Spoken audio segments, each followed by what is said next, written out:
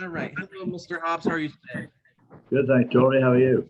I'm good. And today I'm just going to ask you a couple of questions, not too hard, but just to see your experience at Daytona and why you would remember it and why it's important to you. Okay. So, first question, just describe your early life and who were your inspirations to be where you are right now? Well, when I was a kid in England, I lived in a middle class home, and my dad was an inventor, an automatic. He was an engineering inventor, invented transmission, which was way ahead of its time. Unfortunately, it never saw the light of day in production, but it was very highly lauded by the press and by the engineering profession. Nobody ever made it in large quantities. So when I was a kid, of course, my hero was Stirling Moss, who was a famous British racing driver, who became an instant star. And he was one of the first real professionals in England, in as much as he made a profession out of being known. And he was also an incredibly good driver. Then as I got a little bit older, into my teens and late teens, Clark came along, and Jimmy Clark won the World Championship twice, won the Indy 500. And so those two guys were inspirations. Okay. When I was 16, I got a motorbike, and I used to ride it extremely fast around the countryside. Half-heartedly thought about racing it, but then I decided against racing a motorbike. I used my mother's car, which was a pretty old car. It was already 10 years old then. And it had Dad's auto transmission. And that's how I started racing in Mum's car. So it cost a minimal amount of money compared to today. That's how I got into racing. I'm afraid I didn't do very well at school, which I hope is not going to be your...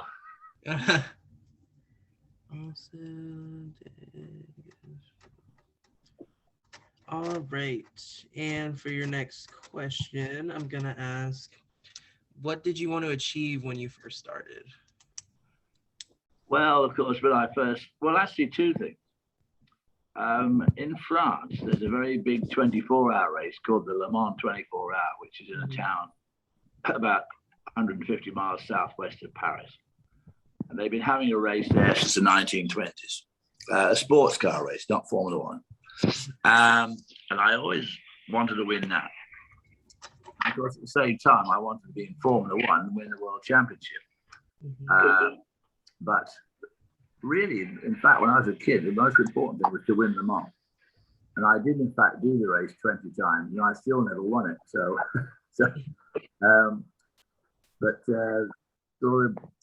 What I wanted to do when I started racing, before I started racing, I really didn't have any goals. I didn't have any particular idea of what I wanted to do.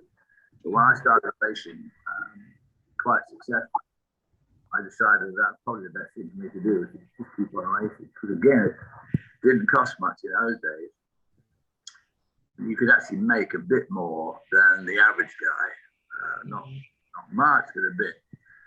This is before the days of really very high money in all sports, let alone Formula One. So that's how I started Mum's car. I raced my dad's Jag. He had a Jaguar XK140, which I unfortunately turned over the last lap of my first race, which didn't do it much good. But I managed to get it fixed up and race that. And that became quite successful. I won some races in that. Into driving the Roadster League. All right. And next question is feelings behind the wheel. What did you feel, or what were you scared of, or what went through your mind during the process? Well, in those days, racing was much more dangerous than it is today. The cars were more fragile. The tracks were incredibly dangerous. No run-up area and all sorts of things to hit.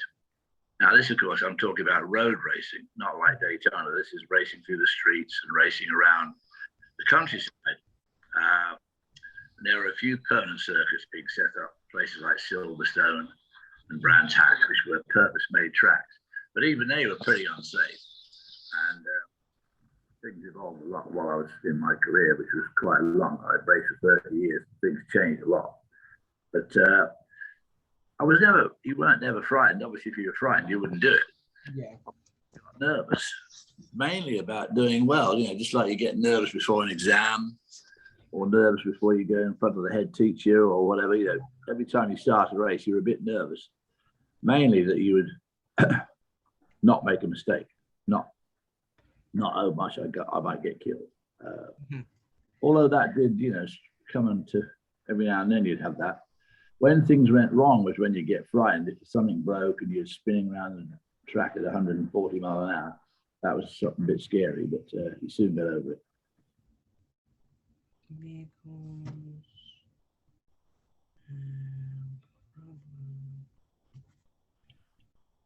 And okay, and I understand back then technology isn't where it was right now, so so that was probably more difficult. Well, technology, the main thing that technology has done, apart from making the cars go faster, it's also made them much more reliable. So when I started racing, when you started a race, obviously everybody thinks they're going to win or they want to win. But the first goal was to finish. Because in those days, everything broke. The transmissions broke, the engines broke, all sorts of things broke. Nowadays, with modern materials, and in the engines, speeds and reliability are absolutely what you would never have dreamt about in the old days. I mean, Lewis Hamilton, the current world champion, I don't think he's had a mechanical breakdown now for about 5 years. I mean, things just don't break. This is quite extraordinary. So that's changed an awful lot since I started. And what advice would you give to young people that are interested in motorsports today? Well, the first thing you got to do is, my education was supposed to be good, but I wasn't very good at it. So I didn't have many high qualifications. But if you want to get into racing other than a driver, you need to have a pretty high standard of education in terms like mathematics and mechanical engineering, because the engineers these days are the real geniuses behind racing. They make the cars so reliable, they make them fast. And of course, aerodynamics play a huge part now. So to be an aeronautical engineer is not a bad idea. But you do need, excuse me, a fairly high standard of education to get into racing, other than as a driver. Unfortunately, as a driver, to be a driver, you just need huge amounts of money. And when I say huge, I mean huge.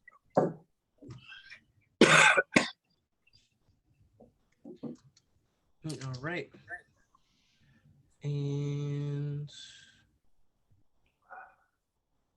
why did you retire? Well, I was too old and too slow. I retired when I was 50. There's a lot of NASCAR drivers at 50. Well, not a lot, but there's some.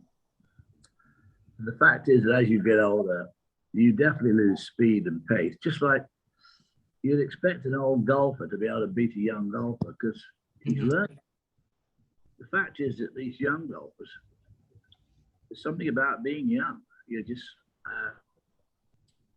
you don't have the knowledge, only like the knowledge, but you have other skills and you have tremendous resistance, and you also have the ability to really concentrate. I think as you get older, those abilities tend to fade a bit, even at the age of 50, which is not really very old. But I had also started then to work on the TV as an announcer. So yeah, second career to fall back on. So I was lucky. And you were an announcer? I was, yeah. So can you explain of what you did during that? Well, I was not I was not a journalist.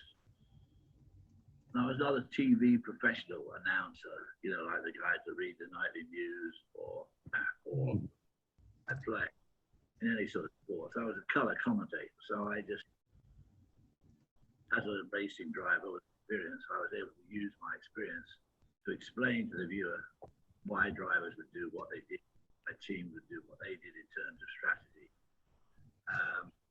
So I always had great play-by-play people. But they would ask me, you know, why would he do that? Why did he spin off there? Why didn't he spin off? Or how did he win? It was my job to try and explain that. So the bottom of the issue of throwing to commercial and all that sort of stuff, I just told what I saw, just like Dale Earnhardt does now on the NBC broadcast. I mean, he's an expert,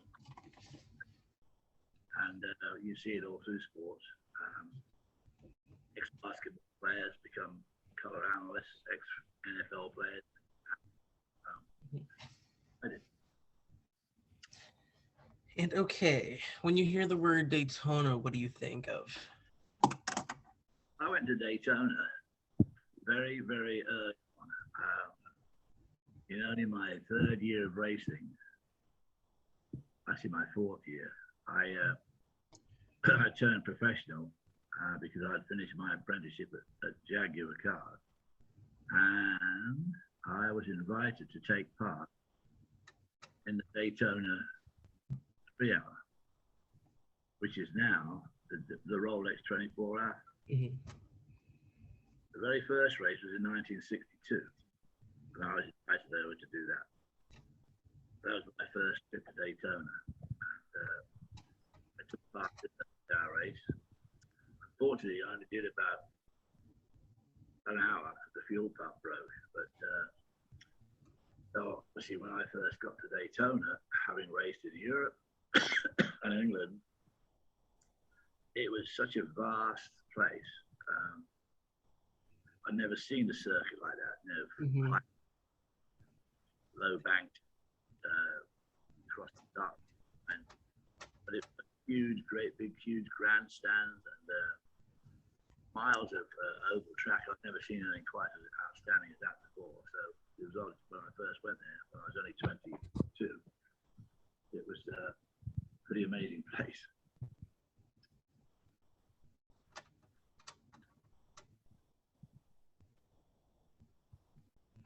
Okay. And last question, anything else to add? Well, I'd have to say I have had a very interesting life and a very lucky life. I never got hurt in 30 years of racing.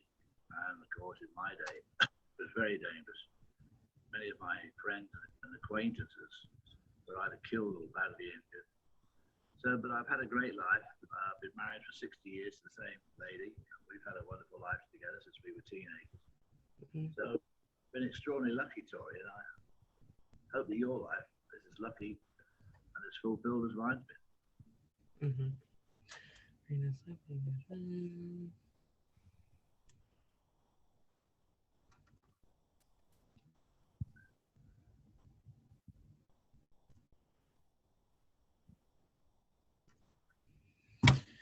And all right. Okay. Thank you for meeting with me today, Mr. Hobbs. I really appreciate it. Good, well, thanks. I enjoyed the meeting. Thanks very much, Tori. Maybe I'll meet you then when I'm down in Daytona. Yep. Okay. All right. And that concludes this meeting, and you have a very good day. And you.